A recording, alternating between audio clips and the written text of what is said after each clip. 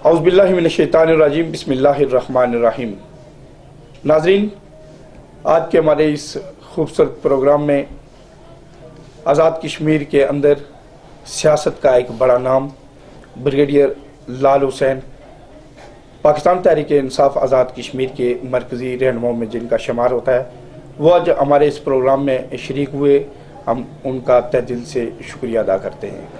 और आज हमारे इस सवाल जवाब के इस खुसूसी प्रोग्राम में ज़ुमरत हुसैन चौधरी साहब, member governing body press foundation Azad Kashmir, Mirza Zahid Baig साहब, chief editor Roznama Kashmir news, Saeed Bhatt साहब सोशल मीडिया एक्टिविस्ट और अखबारात के हवाले से इनका एक बड़ा यकता नाम है, मोहम्मद बशीर बेग साहब जो आज़ाद कश्मीर के अंदर सीनियर लिखारियों में और सीनियर सहाफ़ियों में जिनका शुमार होता है, वो आज हमारी इस बज़ में शरीक हैं।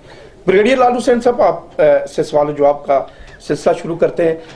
एक ऑफिसर आर्मी के अंदर एक बड़ी सतह के ऊपर जाता है और वहाँ से रिटायरमेंट के फौरी बाद बहुत सारी ऐसी फील्ड्स होती हैं, बहुत सारे ऐसे पेशे होते हैं जिनमें फ़ौजी अफिसरान रिटायर्ड होने के बाद उसमें जाते हैं और पेशा वाराना सलाहियतों का वो जो है ना वो उसमें काम करते हैं और एक लोहा मनवाते हैं। सियासत के अंदर ब्रिगेडियर लाल हुसैन क्यों कर, कैसे और किस सोच के पेशे नज़र आए?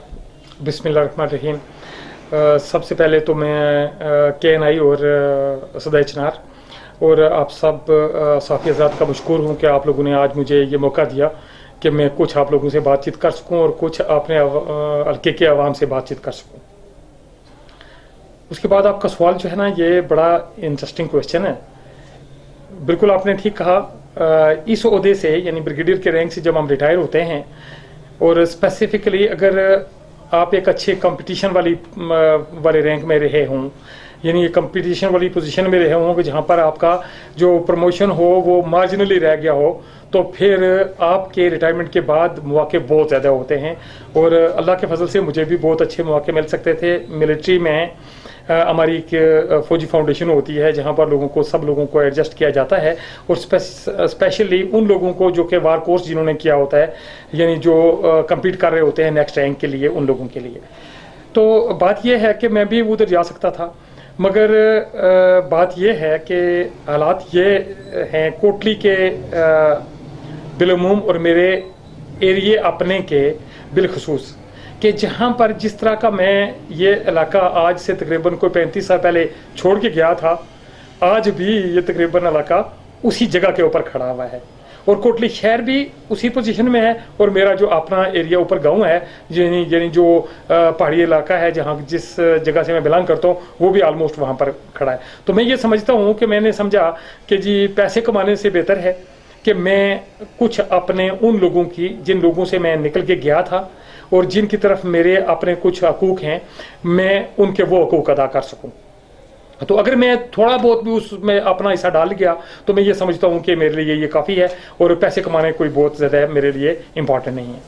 ब्रिगेडियर साहब, कल आपने जो प्रोग्राम एक हुआ है वहाँ पे आपने गैर सियासी बात की है। हम समझते हैं कि शायद उसकी ज़रूरत नहीं थी, लेकिन आप चूँकि एक ज़िम्मेदार आदमी हैं, आपने एक कभी ट्राइब का जिक्र किया है। रात से जो है सोशल मीडिया पे उस पर बहुत तनकीद हो रही है, वो वीडियो क्लिप्स आपके चलाए जा रहे हैं। तो चूंकि अवाम जो है, ये अवामी इंटरव्यू है आपका अवाम के लिए, तो ये आपने क्यों ट्राइब का वहाँ पे जिक्र किया एक खास, जबकि ये जमीनी हकीकत है कि यहाँ पे सियासत वाकई ट्राइब पे होती है, इसमें कोई शक नहीं है, कोई डाउट नहीं है। अगर आप चूंकि फौजी हैं, आपने ब्लंटली वो सच बोला है, तो इस पे काफी तनकीद हो रही है। तो इस सिलसिले में आपका क्या मौक़िफ़ है अभी? आपने वो बात क्यों की है? मेरा मौक़िफ़ ये है कि हमारा जो मॉरल स्टैंडर्ड है वो यहाँ तक पहुँच चुका हुआ है कि हम सच बोलने और सच सुनने की एहलियत नहीं रखते। हकीकत ये है। मैं आपसे गुजारिश ये करूँगा, चूँकि ये हमारा मुख्तसर पीरियड का, ये मुख्तसर टाइम का ये प्रोग्राम है, लेकिन ज़रा मैं आपसे रिक्वेस्ट ये करूँगा तमाम सहाफ़ी हज़रात से कि हमारे ये जो 6 हल्के हैं ना कोटली के, इसमें ज़रा ये देख लेना कि जो छोटी बरादरियाँ होती हैं ना, मिसाल के तौर पर मैं गुज्जर फैमिली का ही जिक्र करूँगा सेसा के अंदर, तो क्या वहाँ पर हमारा कोई कैपेबल आदमी मौजूद नहीं है? वहाँ पर राजपूत फैमिली और जट फैमिली के ही बंदे हमेशा इलेक्शन लड़ते रहे, तो इसकी क्या वजह थी? इसी ये तरह इसका चुड़ोई में। हाँ, इस तरह चुड़ोई में आप पूरे जहां पर भी देख लें, पूरे 6 के 6 हलकों की मैं बात करता हूं आपके साथ। आप सहसा से शुरू करें, चुड़ोई में चले जाएं, कोयटा में देख लें, निक्याल में देख लें। और जब ये कोटे वाला ये हलका मिनास फैमिली की अक्सरियत का हलका था, तो उस वक्त 35 साल से मिनास फैमिली ही यहाँ पर इलेक्शन लड़ी है और इलेक्शन जीती है, ये आप मान जाए। लेकिन इसका ये एक पहलू है जो कि जिसकी तरफ मैं आप, इसके 2 पहलू और हैं जो मैं आपसे गुजारिश करना चाहता हूँ। एक पहलू तो ये है कि मेरी परवरिश जिस माहौल में हुई हुई है और मेरी ग्रूमिंग जिस माहौल में हुई हुई है, वहाँ पर हमारे यहाँ बरादरी कबीले का या किसी ट्राइब का कोई कंसेप्ट नहीं होता। हमारे यहाँ बंदे जब आते हैं, सामने इंसान आता है, तो उस इंसान को एक तो बात यह है कि हम उसको कदर की निगाह से देखते हैं और उसके बाद उसको रैंक से मुखातब करते हैं, उसका जो रैंक होता है उससे। ये है मेरी ग्रूमिंग, ये इसका दूसरा पहलू है। सो ये आप रेस्ट एश्योर्ड कि जी मेरे नज़दीक बरादरीज़म का कंसेप्ट बिल्कुल भी नहीं है, ना मैं किसी कबीलाई सियासत पर यकीन रखता हूँ। तीसरा इसका पहलू जो है ना, जो ज़्यादा इंपॉर्टेंट है, वो ये है कि ये शुरू करें आप द्रैड़ से शुरू करें। आप लोगों को तो इस एरिया का पता है, द्रैड़ से शुरू करें, कुमर क्षेत्र तक चले जाएं, ये एक ही कबीला, इस पूरे एरिया के अंदर एक कबीला आबाद है। इस कबीले को मैं नहीं समझ सकता, या मेरी समझ में ये बात नहीं आ रही कि किस तरीके से सियासी तौर के ऊपर, माशी तौर के ऊपर, माशरती तौर पर, तालीमी लिहाज से इसको एक, ये कैसे पीछे रह गया। अगर ये जानबूझ के ऐसे नहीं था तो फिर ये क्यों है। आप सोचें ज़रा कि तमाम आपके जो कर्ब साइट होटल नजर आते हैं, ये ढाबे छोटे छोटे, उनके ऊपर आपको तमाम मजदूर इस एरिया से मिलेंगे। आप पाकिस्तान के तमाम बट्टू पे चले जाएं, जो लाहौर से इस तरफ, उधर से मर्दान से इस तरफ, और पूरे पठवार में जितने भी ये जो बटा खश्त होते हैं, इसके तमाम मजदूर इस बेल्ट से ताल्लुक रखते हैं। इस बेल्ट पूरे में ये तकरीबन 30 से 35 किलोमीटर का एरिया है। आप हैरान होंगे कि इसमें एक भी इंटर कॉलेज नहीं है और एक हाई स्कूल है जो इंतहाई टूटा फूटा है, जिसके अंदर सिर्फ एक हेडमास्टर मौजूद है। बकाया हाई स्कूल के स्टाफ में कुछ भी मौजूद नहीं है। आप इसका ये चेक कर लें कि इसको कंपेयर करें, अगर आप ये जो हमारा नाला बान आता है, इसके राइट साइड और ये जो पहाड़ी है, ये जो ऊपर वाली पहाड़ी है, इसके लेफ्ट साइड से अगर कंपेयर करें जहां पर दूसरे कबाइल आबाद हैं, तो आप हैरान होंगे। उधर तो आपको हर 10 किलोमीटर के बाद एक इंटर कॉलेज मिलता है और फिर आपके पास कमरूटी में एक डिग्री कॉलेज मौजूद है। इसी तरीके से समरोड़ में अगर आप चले जाते हैं, ये वो जगह हैं जो इसके पैरेलल चलती हैं, इस बेल्ट के पैरेलल चलती हैं, तो वहां पर आपको इंटर कॉलेज मिलता है, डिग्री कॉलेज मिलते हैं। ये जो बेल्ट है, ये very strange to me also and should be to you also, कि ये बेल्ट जो है ना, ये they are the sons of the lesser gods. Fact ये है। और अब बात ये है कि ये बात मैंने नहीं कही, ये लोग कहते हैं। और ये जो कल वाली मीटिंग जिसका आपने जिक्र किया है, ये 3 पहलू का जो मैंने आपको जिक्र किया, तो ये जो कल वाली जो मीटिंग है, ये मीटिंग मेरी नहीं थी, ये इस कबीले की मीटिंग थी। मैं चूंकि बरादरीज़म पर यकीन नहीं रखता और मैं ये अपने अल्फाज से नहीं कह रहा, मेरा एक माजी है और वो माजी 40 साल पर मोहित है।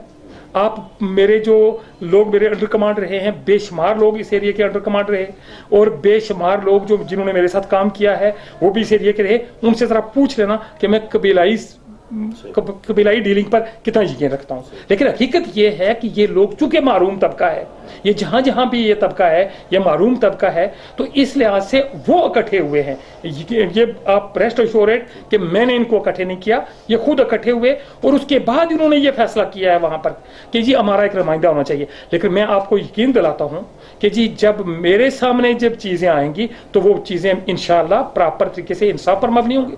मैंने कभी, मैं सियासत में मैं नया हूँ, लेकिन मैं पब्लिक डीलिंग में और जो सोशल सर्विस है उसमें मैं नया नहीं हूँ, ठीक है ना। डिसीजन मेकिंग में भी मैं नया नहीं हूँ। मेरा एक प्रॉपर माजी है जिसमें देखा गया है कि मैं किस तरीके से काम करता हूँ। और लेकिन फिर एक और बात याद रखने वाली है कि इन लोगों के मसाइल की, जो कबीला कल इकट्ठा हुआ था, इन लोगों के मसाइल हमारे शहर के मसाइल और ये शहर से बाहर का वो जो सेमी माउंटेनियस एरिया है उसके मसाइल बिल्कुल मुख्तलिफ हैं। ये इनका टकराव होता ही नहीं कहीं।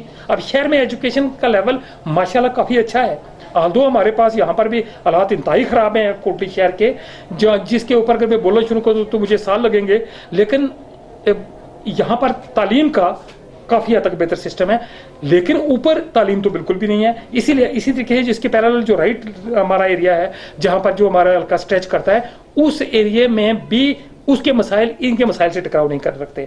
सो उनके मसाइल और इनके मसाइल जब टकराव नहीं रखते तो इनके जो हल हैं, हलूल जो हम पेश करेंगे, इंशाल्लाह वो हर एरिया के लिए मुख्तलिफ होंगे और उनके मसाइल को हम उसी तरीके से डील करेंगे, उसी तरीके से हल करेंगे। सर, जैसा कि अभी आपने फरमाया शहर के मामलात के हवाले से, कल आपने जो गुफ्तगू की उसमें आपने पहाड़ी बेल्ट के हवाले से तालीम का जिक्र किया और सेहत का जिक्र किया, जबकि बाकी लोग भी इस हल्के में आते हैं जो शहर के मुतल्लिक़ हैं। शहर में ग्रेटर वाटर सप्लाई है, बेरोजगारी है और मुतअद्दिद ऐसे मामलात मसाइल हैं। लोग चाहते हैं कि कोई उनका मसीहा आए, लेकिन मैं ये जानना चाहूँगा कि आप मखसूस पहाड़ी बेल्ट के हवाले से जो आपने बात की है, इससे लोगों में एक कन्फ्यूजन पैदा हुई है कि एक तबके के नुमाइंदे हैं आप या आप ओवरऑल लोगों के मामलात के लिए अपना किरदार अदा करेंगे। बिल्कुल गलत है। कल ही उसी जगह के ऊपर बैठ के कोटली के मसाइल के ऊपर मैंने बड़ी डिटेल में डिस्कशन की सारे इन प्रोग्रामों में। इसके अलावा जो मेरे इंटरव्यू सोशल मीडिया के ऊपर और अखबारों के साथ और चैनल्स के साथ जो हुए हैं,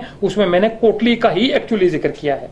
मैं आपको ये बताऊं कि उन मसाइल को, हकीकत अभी मेरे दिल की आवाज़ सुने, उन मसाइल को तो आप नज़रअंदाज कर सकते हैं, आप कोटली शहर के मसाइल को नज़रअंदाज नहीं कर सकते। ये हकीकत है कि कोटली शहर का भी कोई वाली वारिस नहीं रहा। जहां पर ऊपर है तो ये चूंकि दोनों जगह पैरेलल थी, अगर उनकी देखभाल होती तो इनकी भी देखभाल होती।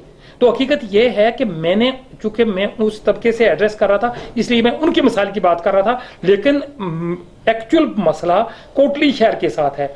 8 लाख की आबादी का ये डिस्ट्रिक्ट और ये इतना बड़ा शहर, इसके ऊपर मैं कई दफ़ा बात कर चुका हूँ, इतना बड़ा शहर जिसके साथ से दरिया गुजरता है। मैं चूंकि कॉलम भी लिखता हूँ, आपको पता है, कॉलम में भी मैंने लिखा, मेरा कोटली नाम से एक मैंने कॉलम लिखा था, और मैं ये गुजारिश ही आपसे करता हूँ कि अगर आप उसको एक दफ़ा दोबारा उसको देख लें, तो मैंने कोटली के बारे में लिखा हुआ है कि कोटली शहर उन 2 शहरों में से एक है जिसके साथ से दरिया गुजरता है और जिसके अंदर पानी नहीं है। मैं आपसे कोटली के ऊपर तो इतनी दफ़ा बातचीत कर चुका हूँ मीडिया वालों के साथ।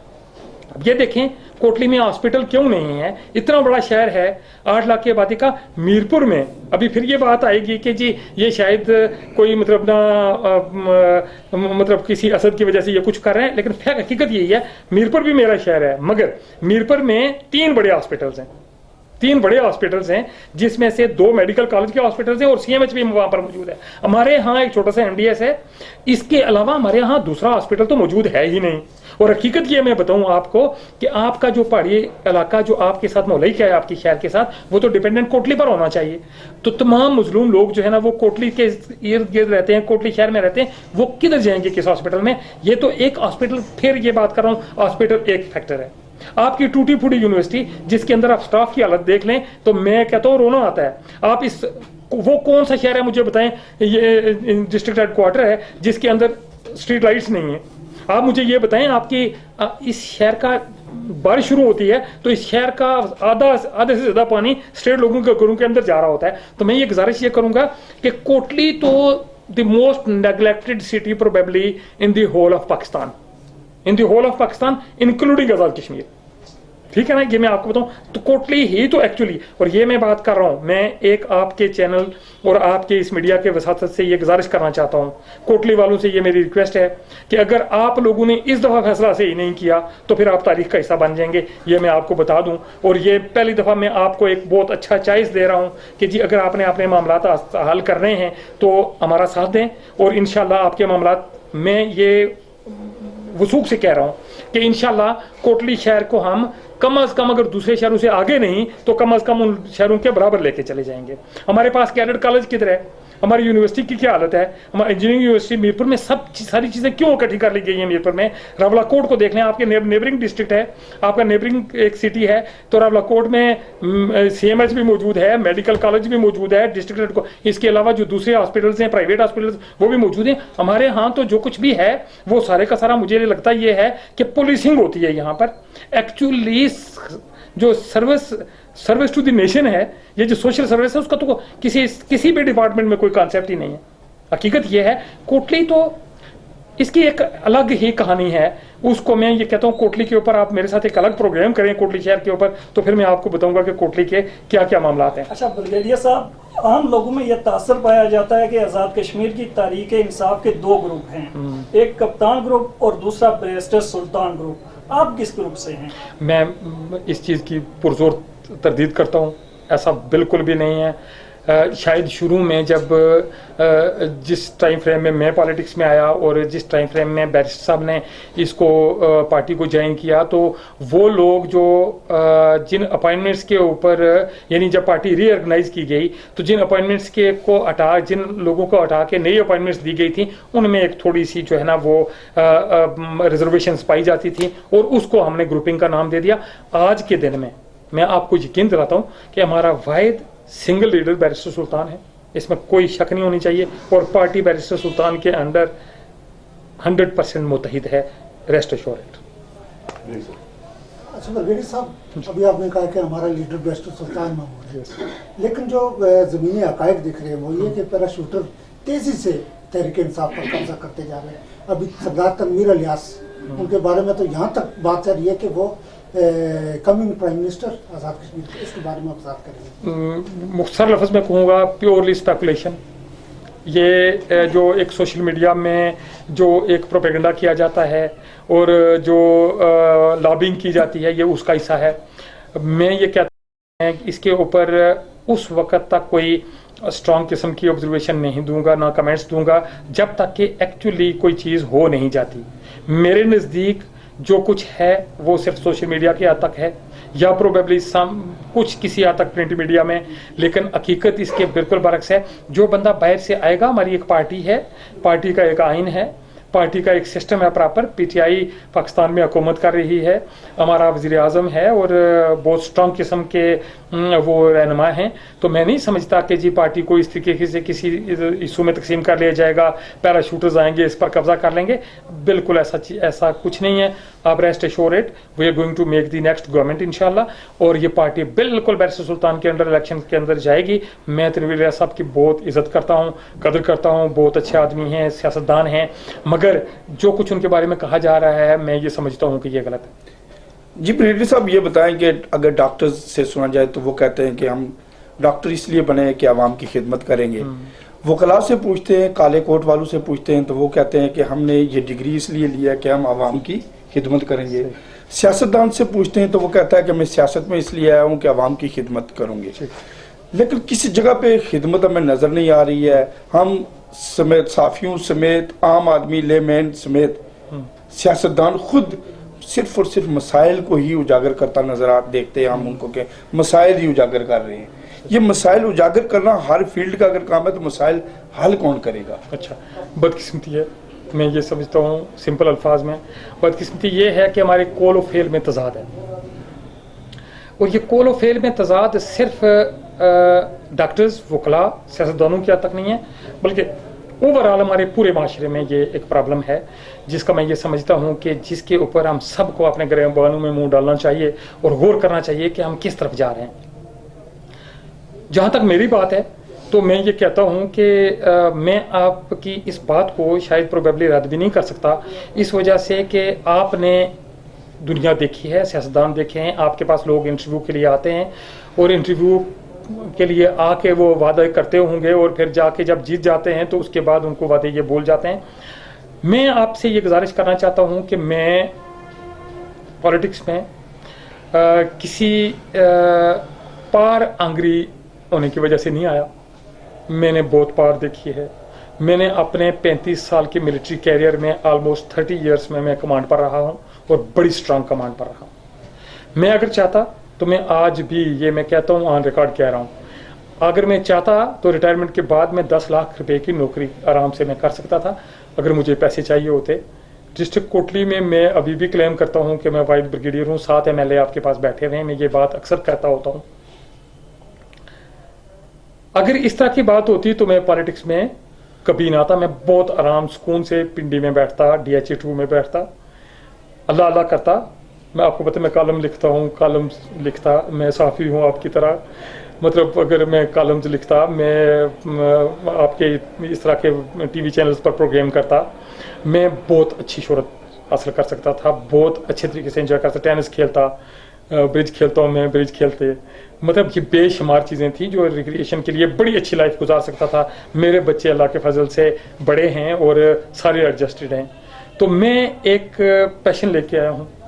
आप लोगों से मैं ये वादा करता हूँ कि मैं आज से 5 साल बाद फिर आपके साथ यहाँ बैठूंगा, प्रोग्राम करूंगा, तो आपको एक मुख्तलिफ इसका जवाब मिलेगा। मुख्तसर जवाब चाहिए ब्रिगेडियर लाल हुसैन साहब के इशारों की सियासत पर आप कितना यकीन रखते हैं?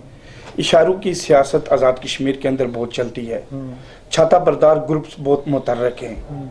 अगर छाता बरदार ग्रुप सियासत में आते हैं, इशारों पर आते हैं, पैसा भी लगाते हैं, इन्वेस्टमेंट करते हैं, सरमायादार होते हैं वो, लेकिन अगर कहीं कोई उनकी बन नहीं पाती तो वो मुंह चुरा के वापस अपने घोंसलों में भी चले जाते हैं। आपको टिकट मिलता है या नहीं मिलता? क्या आप आवाम के अंदर रहेंगे? मैं बिल्कुल आवाम के अंदर रहूँगा, ये प्रॉमिस करता हूँ। मैं कोटली शहर वालों से भी प्रॉमिस करता हूँ, मैंने ऊपर पहाड़ी बेल्ट में भी लोगों से प्रॉमिस किया है, बनेर में मैंने प्रॉमिस किया है, बड़ाली में मैंने प्रॉमिस किया है, पूरे एरिया में लोगों से प्रॉमिस किया है कि मैंने अपनी ज़िंदगी का ये डिसीजन कर लिया हुआ है कि मैं लोगों के अंदर रहूँगा। मैं जीतता हूँ, मैं हारता हूँ, अवाम के अंदर रहूँगा, ये अलग बात है। मैं अशारों की ज़ुबान के ऊपर बिल्कुल बिलीव नहीं करता। सुने, अशारों की सियासत पर मैं बिल्कुल बिलीव नहीं करता। मैं ये जो सियासत है ना, हकीकत में ये बताऊँ आपको, ये अंबिया का काम है। अंबिया ने ये शुरू किया। हुकूमत करना हजूर अकरम सल्लल्लाहु अलैहि वसल्लम ने हुकूमत की थी। हुकूमत वही थी ना, खुलफाए राशिदीन थे, हुक्मरान थे, हाकम थे। लेकिन इसको हमने, यानी मैं ये बताऊँ आपको, मैं इसमें शामिल हूँ, सारे हम लोग शामिल हैं, हमने इस सियासत को ख़राब कर दिया। और अब सियासत एक एक्चुअली गली बन चुकी है, लेकिन मैं इस गली का हिस्सा बना रहा हूँ, ठीक है ना। लेकिन मैं ये अपनी तरफ से पूरी कोशिश करूँगा कि जो मैं कहता हूँ वो मैं उसका अगर 50% भी मैंने कर लिया अगर, तो मैं ये समझता हूँ कि मेरा हक अदा हो गया। और मैं ये आपके सामने ये चैनल पर ऑन रिकॉर्ड कर रहा हूँ, अगर अल्लाह ताला ने मुझे मौका दिया तो मैं करूँगा। ब्रिगेडियर साहब, आप कितने पूरी उम्मीद हैं कि आपको पीटीआई का टिकट मिलेगा? एक सवाल है हमारा जो हम अक्सर कहते हैं कि अगर आप अवामी खिदमत से आए, अगर आपको टिकट नहीं मिलता है तो क्या आप आज़ाद उम्मीदवार की हैसियत से इलेक्शन लड़ेंगे? देखिए, ये बहुत दफ़ा पहले भी क्वेश्चन पूछा जा चुका है। मैं ये समझता हूँ इसका जवाब मैं इस तरीके से देता हूँ हमेशा कि टिकट एक्चुअली, आपको पता है ना, मैं पिछले 4 साल से आपसे मिल रहा हूँ ना। सियासत में आने से पहले मैं आपको नहीं जानता था, बल्कि आप में से किसी को भी नहीं जानता था मैं। आप कोई भी ऐसा आदमी यहाँ पर बैठा हुआ आप साथियों में से नहीं है जिसको मैं जानता हुआ हूँ सियासत में आने से पहले। लेकिन पिछले 4 साल से मैं आपके साथ इंटरेक्शन में हूँ। मुझे एक बात बता दें, कोरोना में मैं लोगों के साथ खड़ा था। मैं कोई जगह ऐसी नहीं जहाँ पर हमने जाके राशन, मुस्लिम लोगों की मदद से जाके हमने राशन तकसीम नहीं किया, लोगों की खिदमत नहीं की, हमने किसी चीज़ की कोई परवाह नहीं की। मैं लोगों के साथ रहा हूँ। मेरे पीछे एक बहुत बड़ा ये ग्रुप है, जिस ग्रुप की मैं बात कर रहा हूँ, यानी अवाम का एक बहुत बड़ा ग्रुप है। ये मैं उस कबीले की बात नहीं कर रहा, मैं तमाम कबीलों की बात कर रहा हूँ। वो उन कबीलों की मुझे सपोर्ट हासिल है। तो मैं ये समझता हूँ कि टिकट पीटीआई का मेरा ही हक बनता है, और मैं ये समझता हूँ कि मेरा हक और ये एक्चुअली अवाम का हक उनको दिया जाएगा। मैं तो आराम कर सकता था ना, मैं अवाम के लिए कर रहा हूँ, तो ये उस अवाम का हक बनता है जिसका मैं लीडर बना हुआ हूँ, तो उसको टिकट मिलेगा इंशाल्लाह पीटीआई। आखिरी क्वेश्चन है ब्रिगेडियर साहब के बैसियत साफ़ी नहीं, बैसियत लेमैन, मुझे ये समझे एक आम इंसान, मैं ब्रिगेडियर लाल हुसैन को वोट क्यों दूं? अच्छा, मेरा सिंपल जवाब इसके ऊपर यह है कि आप लोगों ने वो चीज़ जो कि पिछले हम जो ये जो जमहूरी तर्ज हुकूमत है, ये मतलब पिछले तकरीबन कोई ये 30 और 20-50 साल से हमारे यहाँ तकरीबन चल रहा है, तकरीबन 50 साल से ये चल रहा है। मैं कहता ये हूँ कि आपने 50 साल में इलेक्शंस में हिस्सा लिया है, वोटिंग कराई है, क्या लिया है? अगर आपने मुझे इसलिए वोट दें कि अगर आप 50 साल एक जगह पर ज़ाया करके आ चुके हैं तो 5 साल अगले भी मेरे साथ ज़ाया कर लें। 5 साल 50 साल का इमेजिन कर लें कि कितना हिस्सा बनता है। तो अगर आपने 50 साल ज़ाया करके खुशी से आराम से बैठे हुए हैं तो मेरे साथ 5 साल ज़ाया कर लें, इंशाअल्लाह आप वो 50 साल को भूल जाएंगे। बहुत मेहरबानी। ब्रिगेडियर लाल हुसैन साहब थे, हमारे सवालात का जवाब दे रहे थे। और आज हमारे इस बज़्म में साफियों की एक बड़ी नुमाइंदा जो शख्सियात हैं वो भी यहाँ इस प्रोग्राम में मौजूद थी। हम आपसे चाहते हैं इजाज़त, मिलते हैं किसी अच्छे प्रोग्राम में। अल्लाह निगहबान।